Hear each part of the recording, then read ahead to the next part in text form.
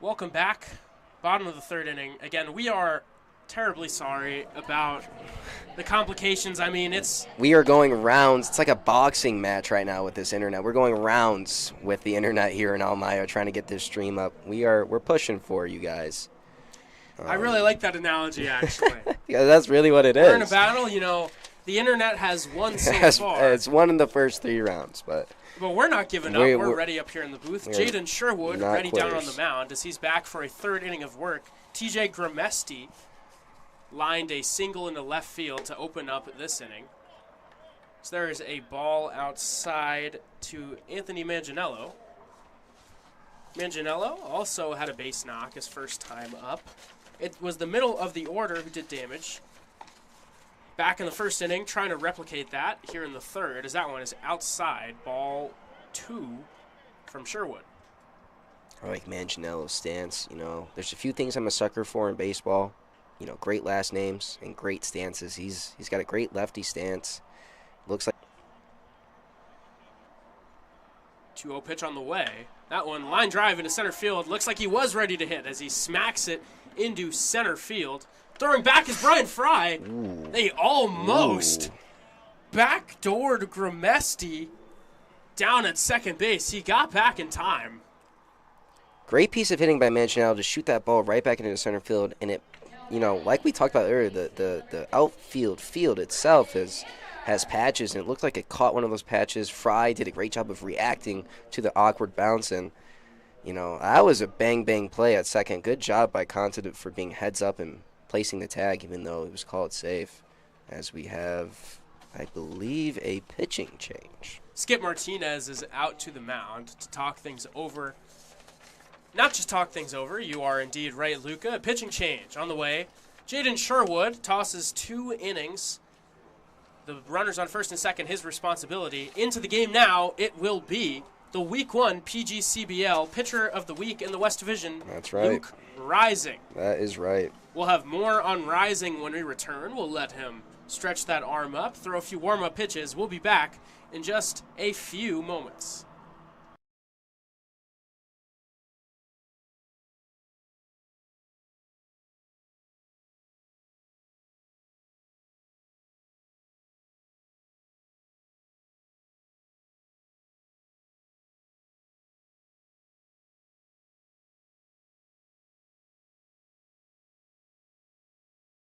Some food, awesome stuff at 109 Main Street.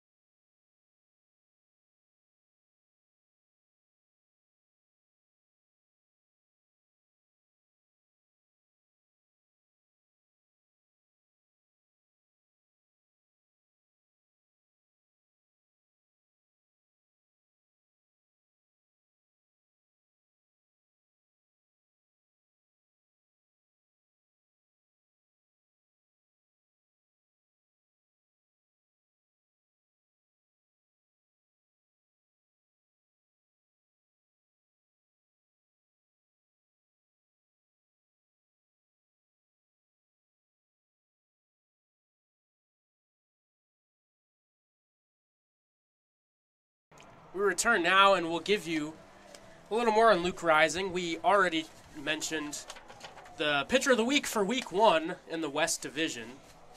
He was phenomenal so far. He's made 2 appearances, both out of the pen, 7 2/3 innings of shutout ball. The real eye-popping stat is the .52 whip. You know, any whip that you see under 1, let alone .5, just shows that, you know, there's some disgusting stuff Rising has.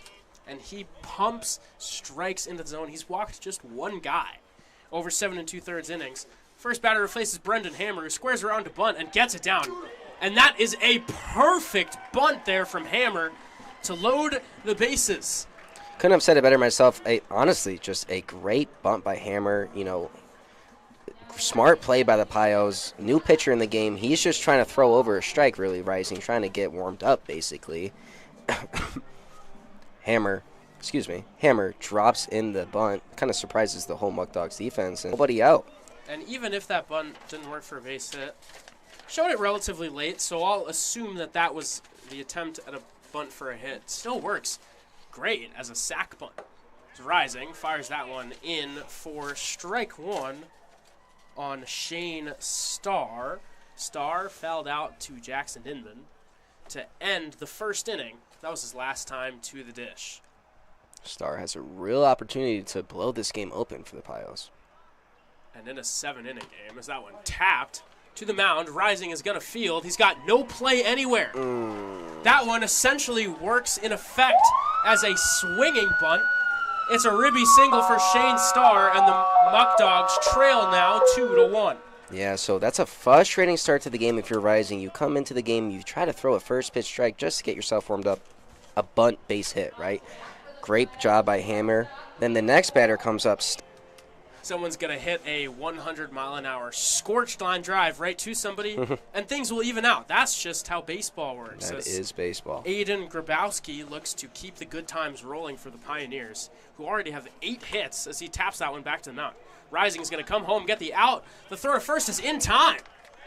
A beautiful 1-2-3 double play, and the Muckdogs suddenly 1 out away from getting out of this thing, allowing just 1 run. And just like we were talking about, this is baseball. Rising, like I just said, frustrating start. 2 weak dribbler hits. Then the next batter comes up. The ball gets hit right back first.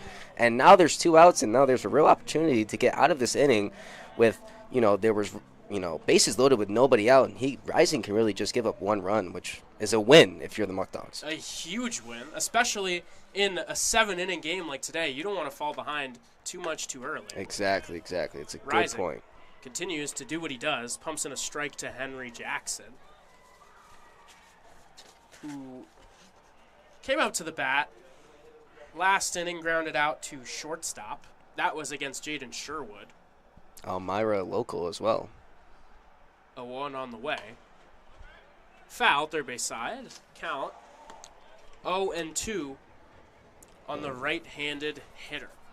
Rising, pumping in strikes, doing a good job of attacking Henry Jackson, and possibly get a strikeout in this 0-2 count.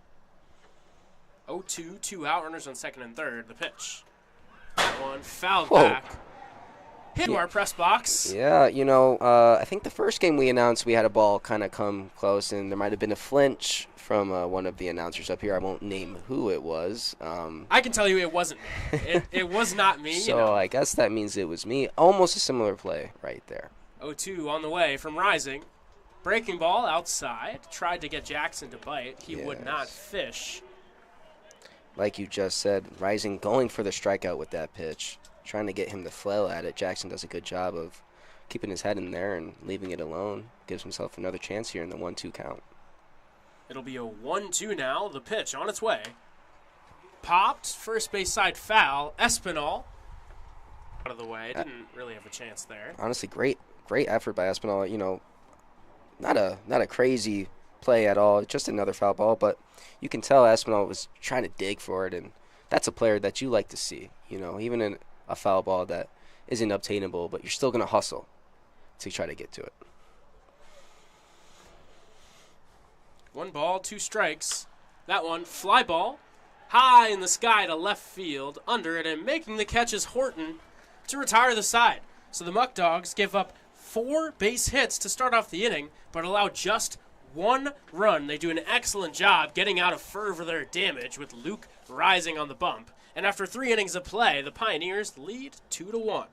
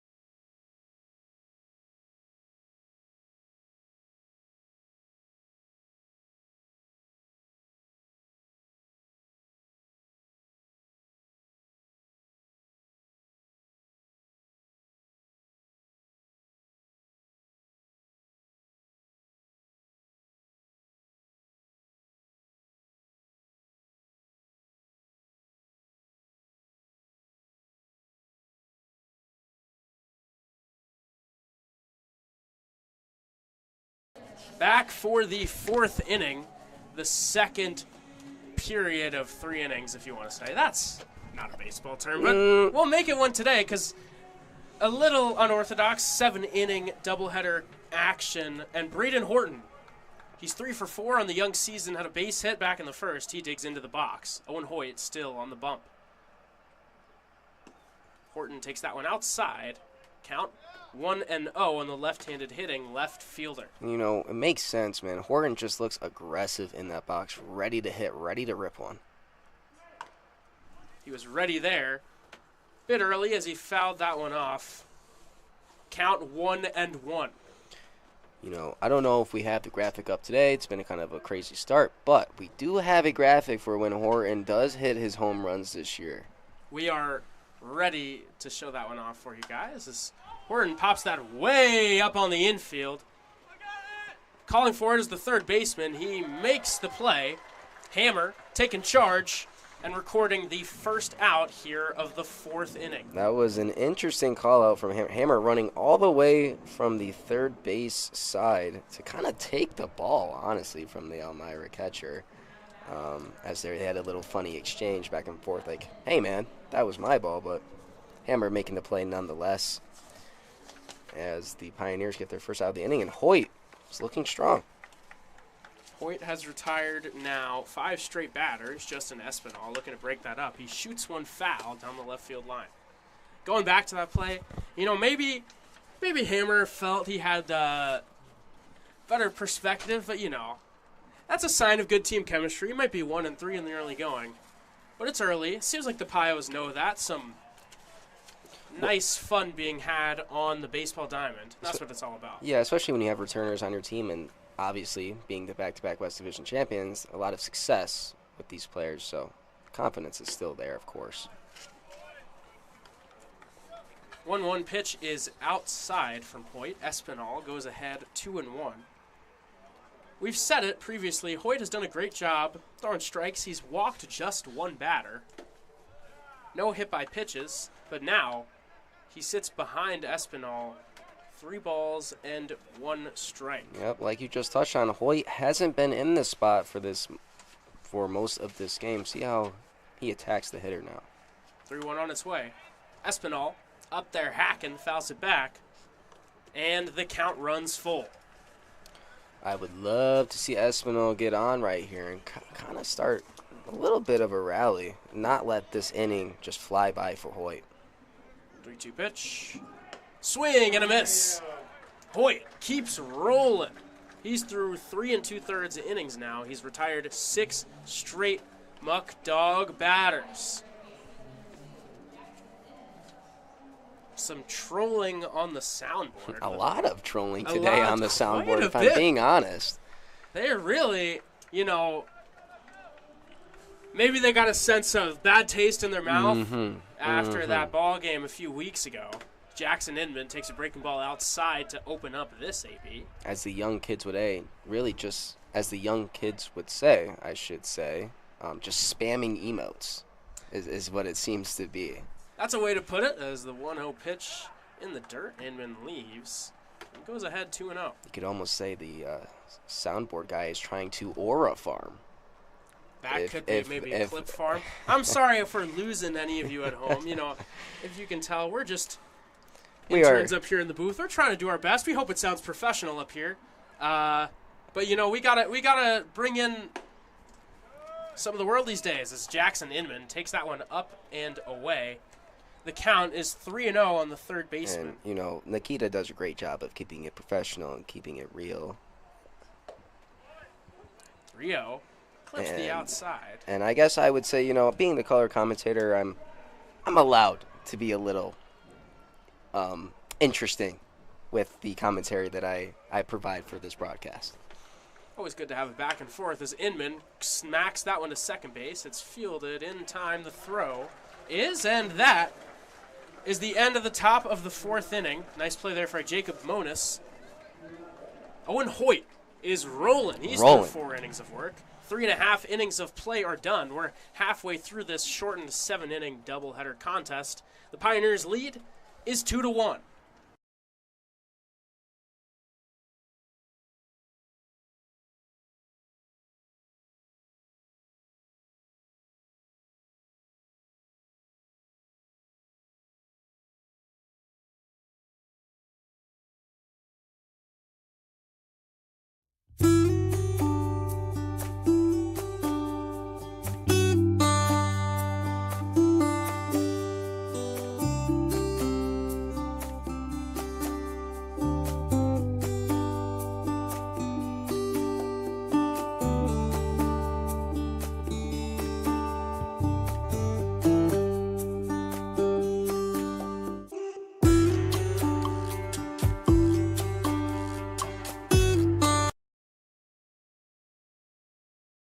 favorite candy is Kit Kat, but I eat the chocolate first and then the wafer. Favorite candy's got to be Reese's Cups. I'm gonna go with Starburst.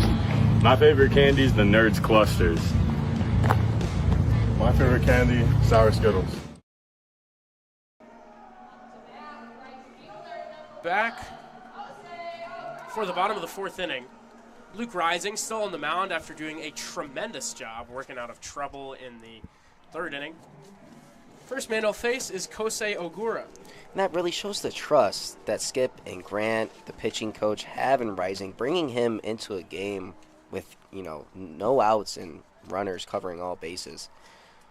Shows the trust that the staff has in Rising, and, he deserves all of it. That one is taken outside for ball one. Ogura, a youngster, just graduated from high school from P27 Academy in Lexington. He smokes that one into right center field. That one is going to get down.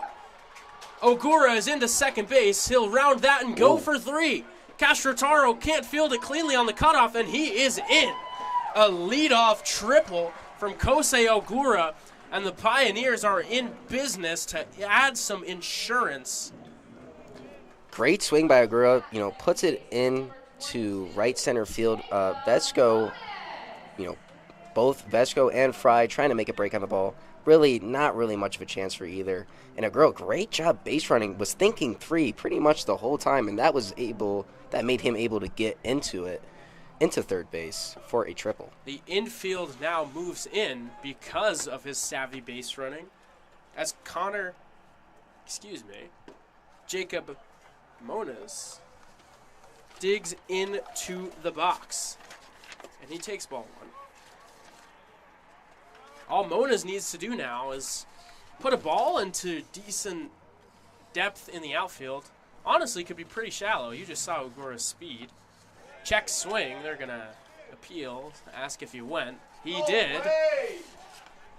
Some people unhappy with that one up in the booth. That is a strike. The count 1-1 on the 10-hitter Moniz. Unhappy Pio supporters up in this press box.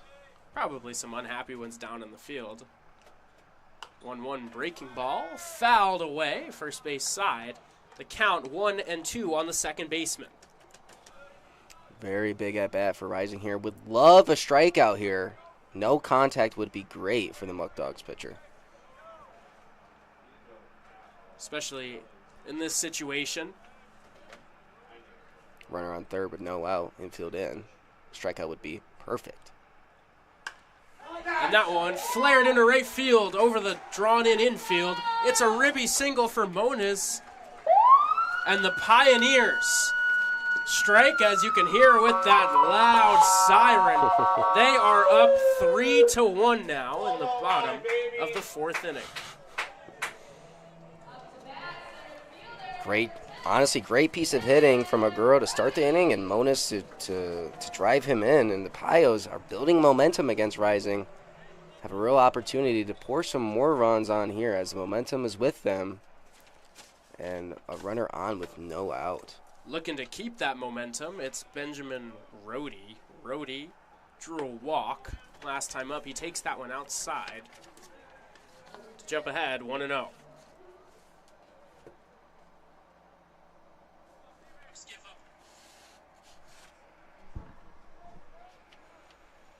1-0 the count. That one in there. Rising goes to the heater. Gets strike one. Rising really just wants to settle himself down now. As a pitcher, you have to have a chicken memory. Forget what just happened. Just get the guy out. Breaking ball popped up first base side. Ueno calls and makes the catch for the first out. Bounces right back. That was a very good front door off-speed pitch. Kind of made the batter uncomfortable. Got a corner on the cob swing. Got to fly out to the second baseman, Kanta. Gets the first out of the inning. Maybe Rising can now flip the momentum back onto his side and get out of here, only giving up one. You know, Rising, a guy who got a ton of smarts on the mound. He, for those of you who do not know, he's a major in chemical engineering. That one popped up, right field. Vesco under it, makes the catch. second out of the inning. Mona's bluffed at first base, but would have been crazy to I try was- to tag up there. Mona's really had me there because, that was a good sell, Really thought that he was about to tag up for some reason. That would have been crazy, like you said. Of course, And never hurts to try to draw a throw. You never know what happens. exactly. A smart, good play. TJ Grimesti, who's reached base first 2 times he's come to the plate, which is on brand for his season, will take one on the inside corner from Rising. Count is 0-1. Grimesti had that hit in his last at-bat. Looking to get another one here. That one. Ball down and away. All ones on the board against the catcher. Grimesti has scored both Pioneer runs. Every time he's gotten on base, he's come around to score in the early going. Now, in the middle of a 7-inning game. In that second period, one could say. One could say, I'm not sure if that'll be me, as the 2-1 pitch is up and in.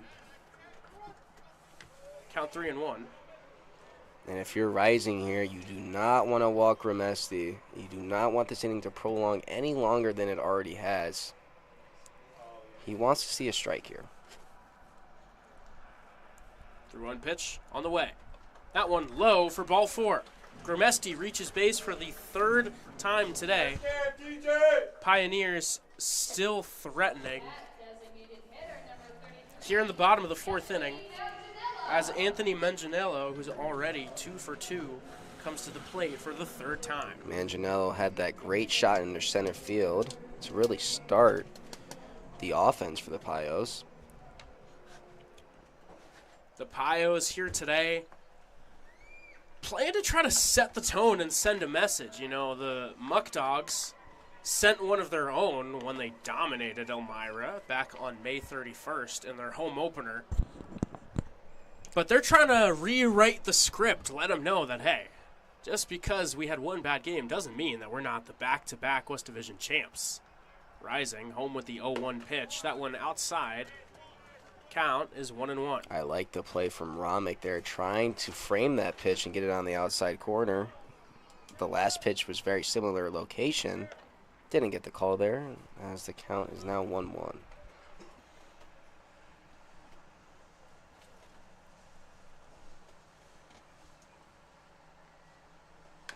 That one swung and tapped foul. Rising jumps ahead of Manganiello 1-2. 1 strike away from getting out of this 4th inning. Rising would love an out here. Like I said, for the last batter, doesn't want this long inning to prolong any longer. Manganiello keeps the AB alive, fouls it away, 3rd base side. And even though that wasn't a hit, even though he didn't get a hit by pitch and get on base, Manganiello, that's a win right there. Hitting that foul ball, extending this at-bat, extending Rising's pitch count was only helping Manganiello in the wrong run. Especially with a doubleheader, trying to be efficient and frugal with your pitches because you don't want to use up all your guys. There's a swing and a miss. Luke Rising does the job, gets strike 3 on a heater, and gets out of further trouble. But the Pioneers, on a pair of hits, score a run, and they lead this one 3-1 after 4 innings of play.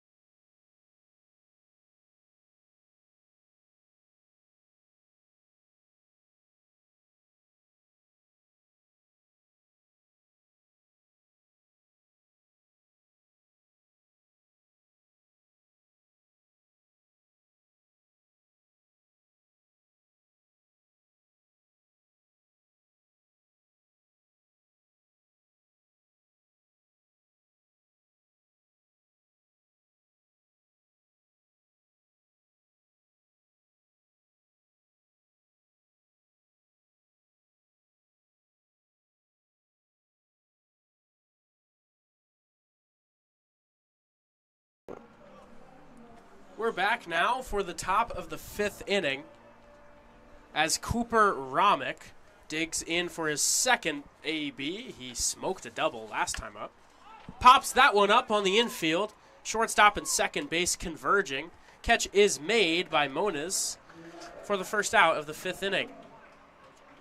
Owen Hoyt has rolled through this one so far. That is the 8th straight batter he's retired since a second inning 2-out walk from Jacob Vesco. No base runners for the Muckdogs. And, you know, pitchers are always trying to find this groove that Hoyt is in right now. He's retired 8 in a row, and it's really just a flow state up there for him. He's pumping in strikes, getting people to make soft contact. He's looking strong today. Brian Fry now up. Takes one low. He's ahead 1-0. Fry, perhaps one of the best candidates to break up a stretch like this. Just Gets about to say. on base. Half the time he comes to the plate this season.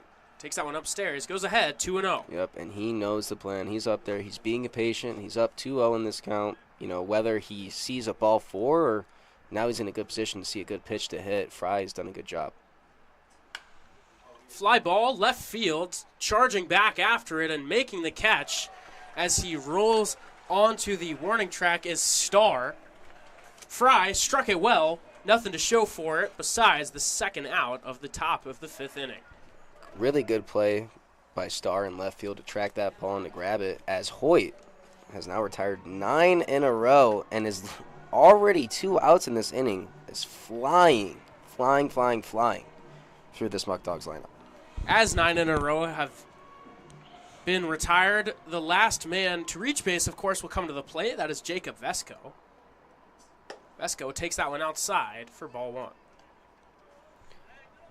Love to see Vesco get on here, whether that's one of his common hit by pitches or a hit or a walk. Be great. Just something to throw off Hoyt's rhythm. That one is ball 2. So he's done a good job getting ahead in the count. Owen Hoyt has shown the prowess to bounce back, though, as the pitch. That one outside. Vesco in a 3-0 count looking to draw his second walk in 2 plate appearances. Vesco doing a good job staying patient. Hasn't really seen a very competitive pitch yet.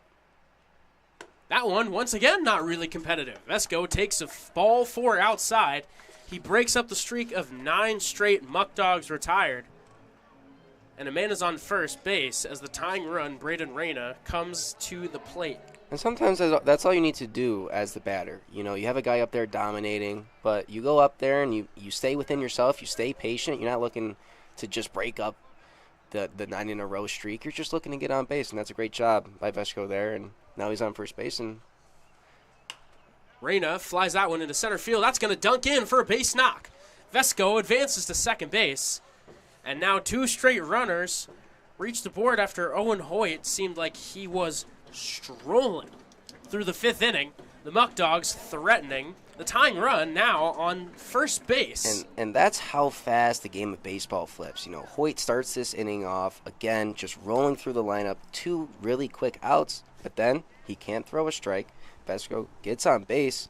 Then another Muckdogs hit. Now there's 2 runners on for Luke Dodonna. Dodonna, the extra hitter, struck out his last time up. Coming into the game, he had a .273 average. No walks or extra base hits, so .273 across the board in his slash line.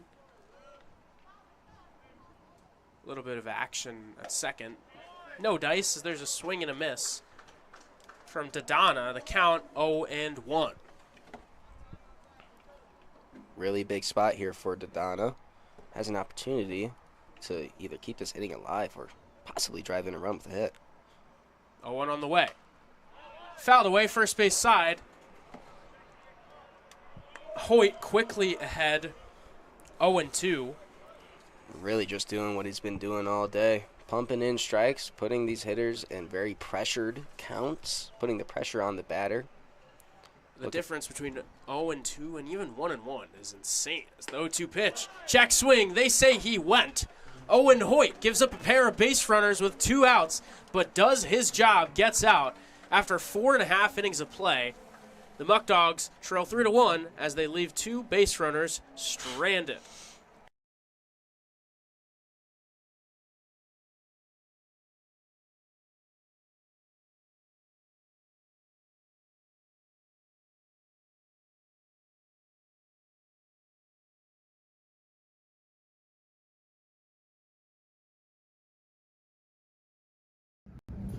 Did you know that 15 minutes can save you 15% or more on car insurance with Geico? Yeah, but did you know that Dewey's favorite snack is popcorn from the Batavia Muckdogs?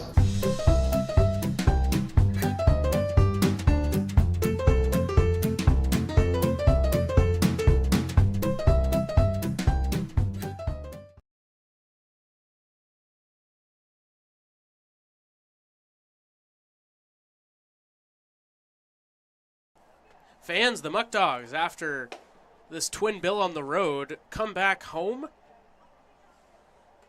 for another homestand. Next 4 games at Dwyer Stadium beginning tomorrow. Jamestown, 6:30 p.m. Fireworks after the game. That's right. That's going to be a great game. That's right. Fireworks night is always a great night. Always a great night. You know, baseball and fireworks are really just one in one. Like peanut butter and jelly. Yes, like peanut butter and jelly. Chocolate and peanut butter. Maybe anything in peanut butter. Anyways, June 15th, Sunday, it's Father's Day, and the Muckdogs will take on the Buffalo Diesel at 4 p.m. in an out-of-league game.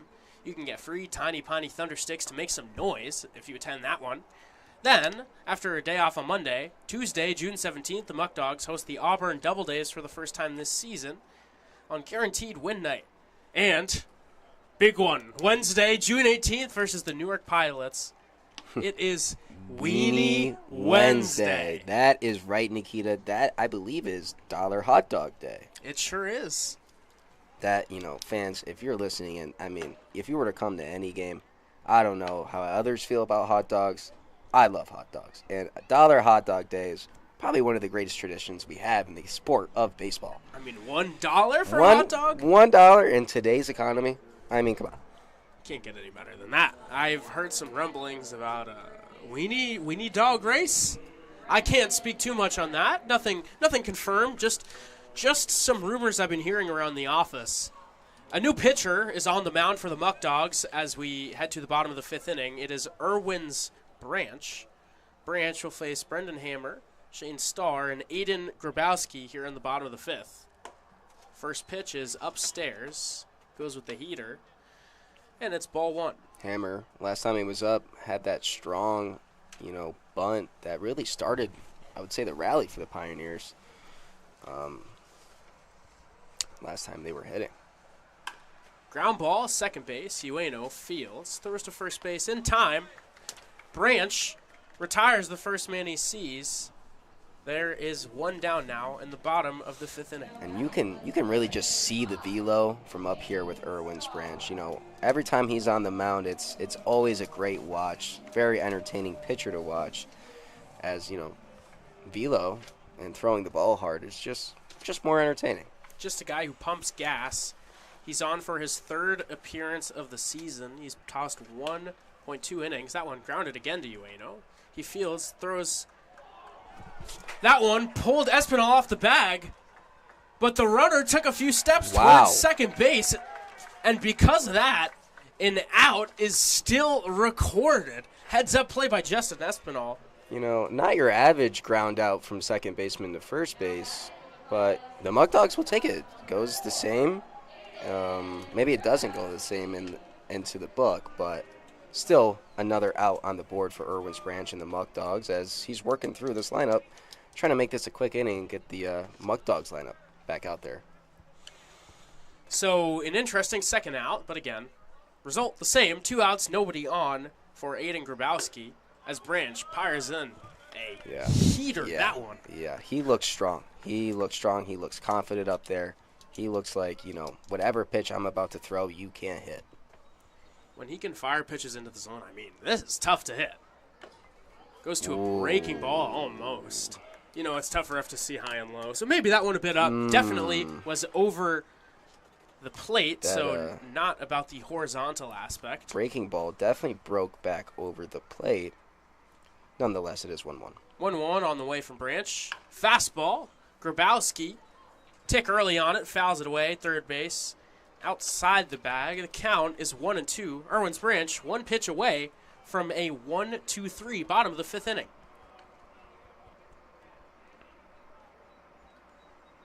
He will get set. Ready to come home. The pitch on its way. Tapped to shortstop. Castrotaro fields, throws on the run to first base in time.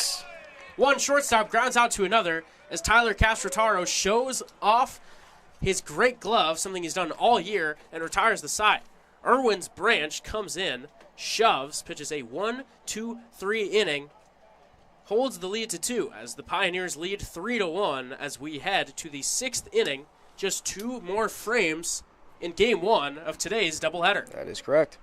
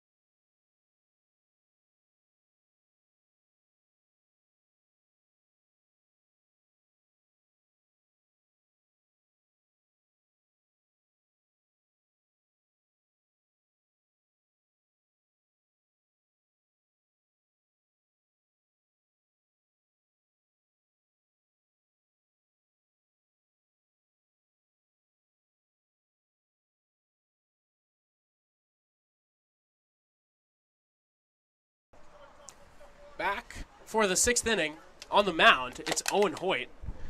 Frankly, why not go back to him? I mean, he's shoved here today, pitched 5 innings, allowed just 1 run. That was way back in the 1st inning. And that run was scored on a funky play, too. I mean, Owen Hoyt, you can't speak enough on the job he's done today. He's given up 3 hits, but, you know, even those hits were some soft contact hits. Like I said earlier, he's been strong the whole day, had a point where he retired 9 in a row. He's been dominant throwing those strikes, and just like how he did this 1st inning, he started off with a strike. Follows it up with ball 1 in the dirt as it's 1-1 on Kanta Ueno. Ueno looking for his first hit today. Tough to keep him off the board in the hit department, but he's 0 for 2 so far. Hoyt has done well with Kanta and keeping him off the bases. That one taken outside. Kanta shows off that eye. Count is 2-1. Interesting to see how long this leash is for Hoyt. You know, it is a doubleheader. You do want to get more pitches out of your guys. Strike 2 right there. Late strike call. This has been a good AB. It's now 2-2. Kanta looking to start strong for his team. 2-2 on the way. Fastball outside. Ueno shows off his discipline and runs the count full. You know, I have had the pleasure of living with Kanta Ueno as well as a pitcher on the squad, Jake Sliz. That's right. Sliz has spoken much about the patience of Ueno as he swings and misses through a heater upstairs for the first out of the 6th inning. And, you know, that is a great pitch by Hoyt, testing how patient Kanta was through that high fastball. Kanta wanted to destroy it, but puts it just in the right spot, puts it above the bat, and gets another strikeout as Hoyt is looking strong now in the 6th inning. Tyler Castrotaro looking to get on board, bring the tying run to the plate. He takes strike 1. After Castrotaro, it'll be Braden Horton, and if a man gets on, Justin Espinal, so the meat of the Muckdog order in the 6th inning. This is a chance to strike back as the 0-1 pitch swung on and missed. count is 0-2. And once again, I sound like a broken record. Hoyt with another first pitch strike. Now 0-2 on Castro Towers, just putting himself in good spots. That one outside. But again, when you go ahead 0-2, you have the luxury Exactly. to throw a ball like that, and you're Exactly. still in a great spot. I mean, this is brilliant pitching today from Owen Hoyt. Honestly, it's been brilliant, just like you said. 1-2 pitch coming home. That one low. Castrataro, man who's tied for the team lead in walks, shows the discipline right there. Evens things up at 2 apiece. Great take by Castro. Was down 1-2 in the count. Doesn't want to strike out, but left that ball in the dirt. Now gives himself another chance. And he didn't even flinch. 2-2 pitch. Fly ball, center field. Drifting over to right center and making the catch for the second out is Rhodey. 2 down now, nobody on. Owen Hoyt nearly through 6 innings of 1-run ball today. And if I'm Horton here, I'm looking for a long AB. Unless, you want to jump on that first pitch strike, you feel like you can time it up and get that first pitch strike and put it into the outfield or just get a knock with it. If I'm Horton, I'm looking to get a long AB, frustrate Hoyt. Takes that first pitch. Again, we said we have a good view up here. That one maybe a few inches off the plate, but called strike one. Doesn't matter what we think. Is the 0-1 pitch on the way. Hoyt leaves that upstairs. Count is even at 1-1. And, I don't really care what the umpires say. If you got a pitcher up there who's dealing, who's having a really good game, a few inches off the plate, you're going to give it to the guy. Here comes the 1-1. That one farther outside, taken for ball 2. Horton, just like I was saying, doing a good job of being patient this AB. Like I said, I would love a long AB, love to draw this out for Hoyt and make it as frustrating as possible. And eventually it could end up with a walk or a hit. 2-1 is clips the inside corner. I was about to say inside. Spoke a little too soon. 2s across the scoreboard. 2 balls, 2 strikes, 2 outs here in the top of the 6th inning. Muckdogs down by 2 runs. Pitch on its way. In the dirt, Horton runs things full here. Very good at bat by Horton. Probably has been walked, but that's all right. He's still up there. It's now a full count as Hoyt shakes off a pitch. Here comes the 3-2. Swing and a miss. It goes to the backstop, or not all the way there. Horton is thrown out at first base to complete the drop third strike. Owen Hoyt can't speak enough about it. He's through 6 innings. He pitches another 1-2-3 inning as the Pioneers are up 3-1 through 5.5 innings of play.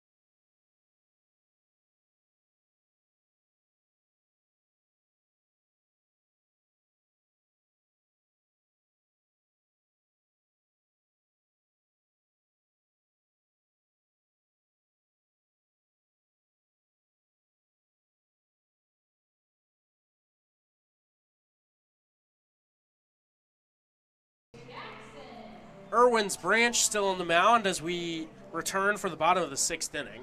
He'll face 8, 9, and 10 in the Pioneer order. Leading off, it'll be the extra hitter, Henry Jackson.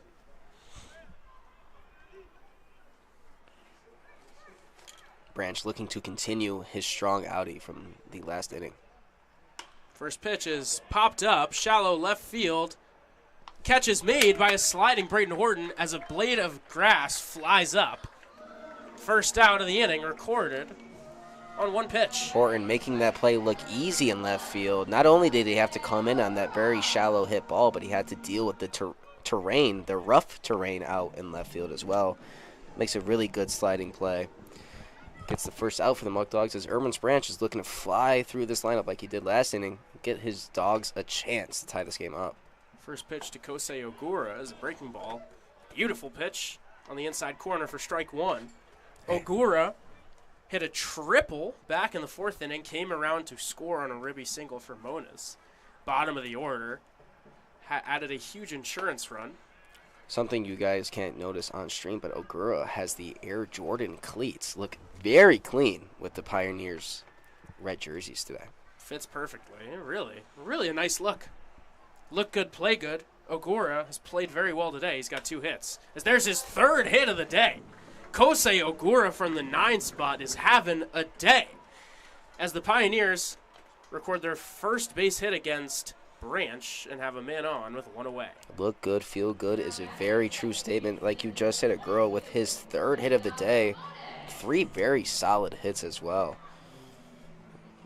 Now he's on for the Pioneers, who are looking to tack on to their lead, make this game a little bit more unreachable. Insurance run here would be huge. Muckdogs going to do all they can to hold it at a 2-run game. Branch delivers one high. It's 1-0. Branch just let the first base runner, or just gave up his first base runner.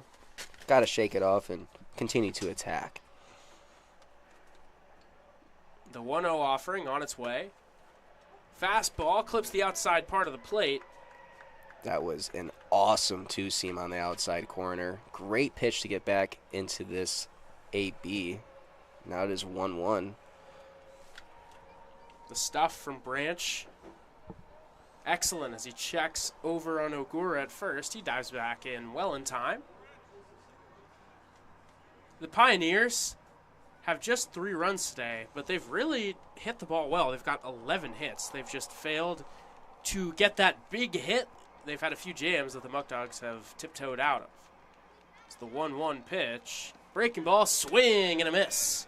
Nasty stuff from Irwin's right there. Like I just said, had the 2-seam that caught the edge of the plate. Now throws that, I believe that was a slider. Really good spin on that pitch. Made Monas flare at it.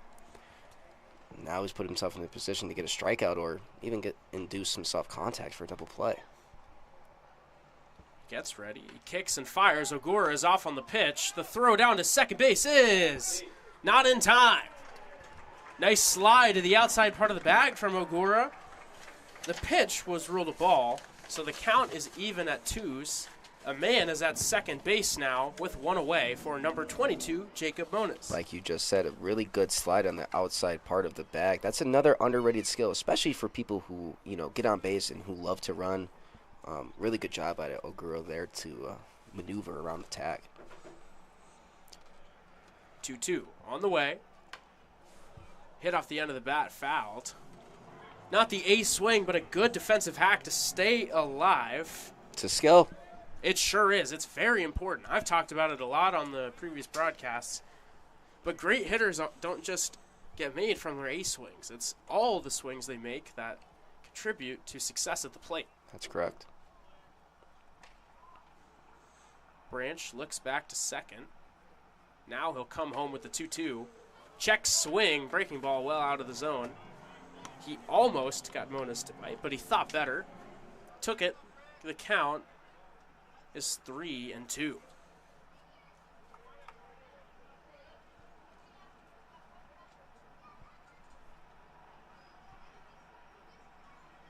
Big pitch here.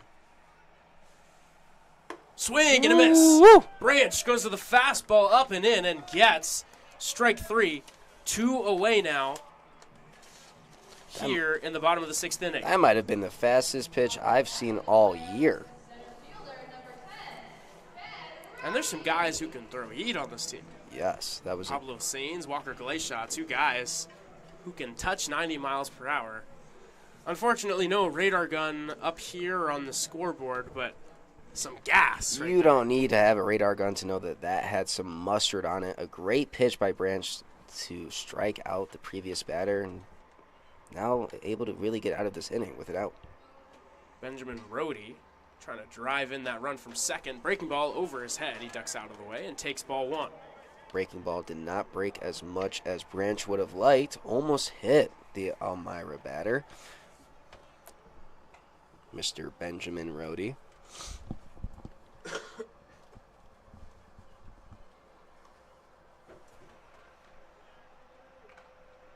So it'll be a 1-0 to the center fielder. Fastball just a touch high. Count 2-0 on Rohde. There's been some interesting calls. And I'll leave it at that. Here comes the 2-0 pitch. Another fastball up high. Rohde ahead 3-0 now. Cooper Smith is on deck. You know, this is not what you wanted if you're Irwins. You got out of the last AB. You climbed, clawed back and you're at bat, got the big strikeout, but now you're throwing 3 straight balls and put yourself in a bad spot. Pitch on its way. Fastball up and out for ball 4. Rohde draws a 2-out walk, and men are on first and second for the veteran Cooper Smith. And if you're Irwins here, you forget everything. You forget that there's a runner on second. You forget about the run on first. It is you versus Cooper Smith. You focus all of your attention on the batter, and you just get this guy out and get out of this inning for your team. Nothing matters if he can get this man retired. Before this big AB, Cooper Romick will speak with his right-hander on the mound. I like this. This is a big AB here. You just walked a guy. There's runners on first and second. You don't want anything to get too crazy. He struggled with throwing strikes in the last at-bat. He probably just went up to him and be like, hey, you got great stuff today. You've been pumping it. Throw your strikes. Be confident, and let's get out of this inning. While that visit on the mound was taking place, interesting thing to note at second base, a pair of guys born in Japan chatting, Kanta Ueno, Yes. Kosei Ogura. The first pitch to Smith is fouled back, count 0-1. And they are far from home. Yes, this is quite a commute here to Elmira, New York.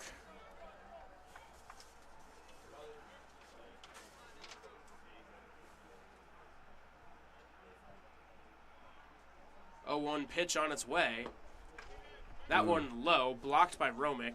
Good job keeping the runners at bay. Count is 1-1. Great take from Smith. That was a really good breaking pitch from Branch. Smith does a good job of spitting on it, and Romick behind the plate, like you just said. Good job of keeping it in front of him.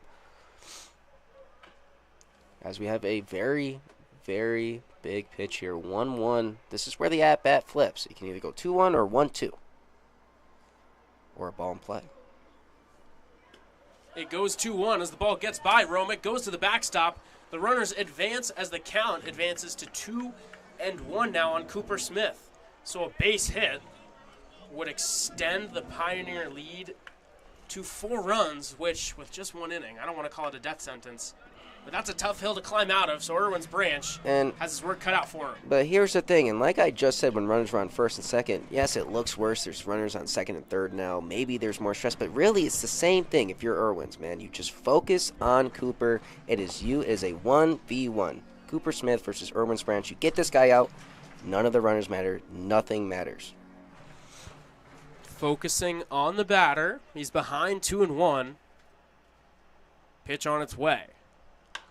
Popped up right field. Vesco traveling a little bit towards the line. He's under it. He makes the catch. Irwin's Branch does just what Lucas says. Focuses on the hitter, retires him, and leaves 2 runners stranded in scoring position.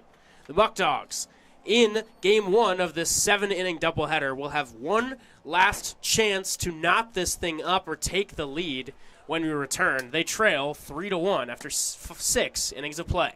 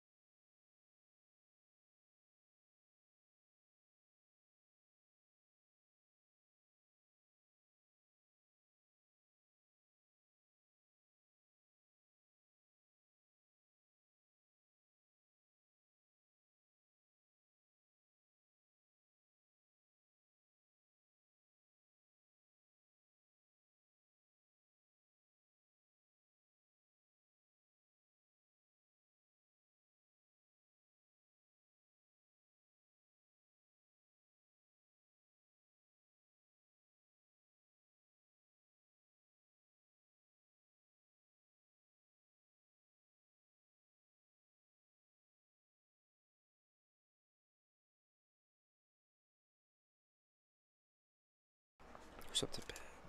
One last chance for the Muckdogs here in the first game of today's doubleheader. And they'll face a new man on the mound, Owen Hoyt, done after 6 dominant innings of 1-run ball, allowing just 3 hits. The man on the mound, a right-hander, Casey Julkowski. He'll face Justin Espinal, Jackson Inman, and Cooper Romick. First pitch, smoked foul outside of first from Espinal. That was smoked by Espinal. I like that he's aggressive first pitch. You know the reliever's coming in for the first time. He wants to get that first pitch right by you. Espinal knew that, took a rip at it, didn't really work out. That one well outside for ball 1, count even at 1s. And the theme of this inning, if you're the Muckdogs, is base runners, base runners, base runners. Get people on, make things happen. Try to get some runs in and tie up this ball game. 1-1 offering on the way. Clips the inside corner. Julkowski gets strike 2. It was a strong fastball on the inside part.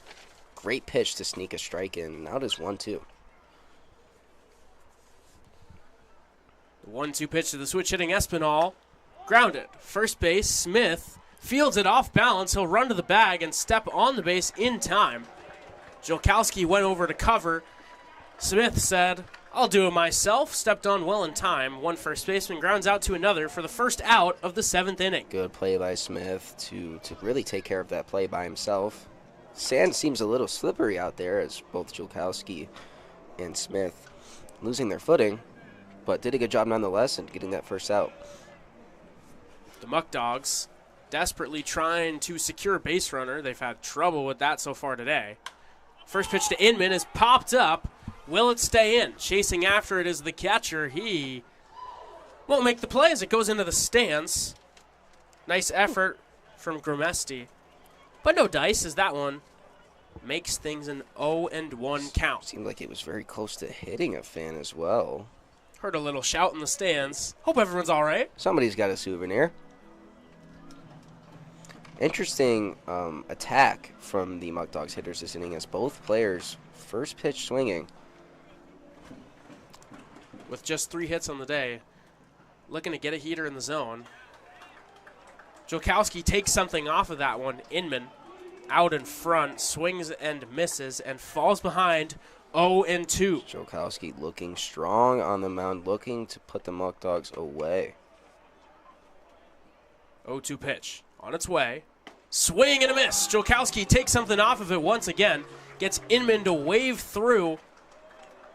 And the Muckdogs are down to their final out here in Game 1 as Cooper Romick will come to the plate. Romick probably had the best swing today with his double earlier in the game. Looking to do the same thing or to really get on base and extend this inning. Relievers not known for how deep they can go into games. Trying to use that to their advantage. Julkowski will kick and fire. Romick takes that one low. The count is 1-0 now.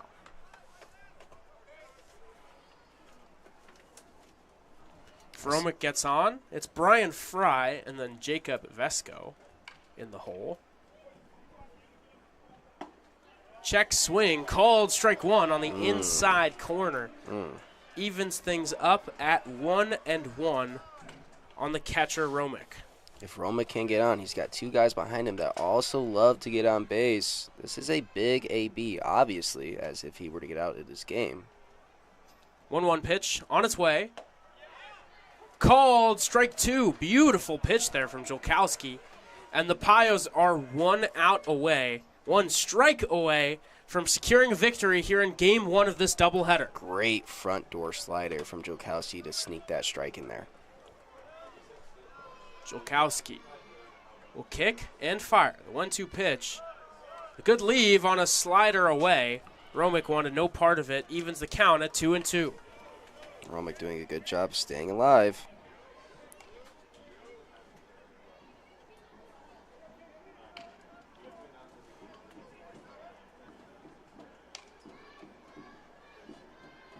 The 2-2 offering.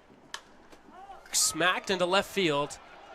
but looks like it'll be playable. The catch is made by Shane Starr, and the Batavia Muckdogs drop game one. The Elmira Pioneers, off of a dominant pitching performance by the left-hander Owen Hoyt in his season debut, improves the record on the year to 2-3. The Muckdogs drop to 5-4, but the good news with the loss is they'll have a chance to avenge the bad taste in their mouth in just 30 minutes, as game two will be starting very shortly. That's right. Hoyt with a dominant day for the Pioneers. Great job by Hoyt to set the tone for this doubleheader, as that allowed the Pioneers to get the dub in a 3-1 pitching duel. Great job by the Pioneers, a great win. They just handled business. Only scored 3 runs, but they got 11 hits. Easy player of the game candidate. On the offensive side, Kosei Ogura, but of course, Owen Hoyt, the story of the game. He was dominant. 6 innings pitched, 1 earned run, struck out 6 batters en route to a victory. That'll be all for this one, alongside Luca Zaccaro. I've been Nikita Lohman. We'll be back. Don't go anywhere. We'll be back. We'll be back in half an hour. What can you do in 30 minutes? What do you say that people do while they patiently await the second game to get going? You know, this is your time where you can go and maybe grab some food. If you have to throw in a load of laundry, which I have to do when I get home, which just popped in my head, that's something that you can do. Or maybe go take the dog for a walk and come back and watch game 2 of this doubleheader today. I like that idea. Plenty of things to do, but the number one thing to do in about 30 minutes at 6:30 is tune back in right here for game 2 as the Batavia Muckdogs seek revenge against the Elmira Pioneers. You won't want to miss it. Signing off for now, I'm Nikita Lohman alongside Luca Zaccaro.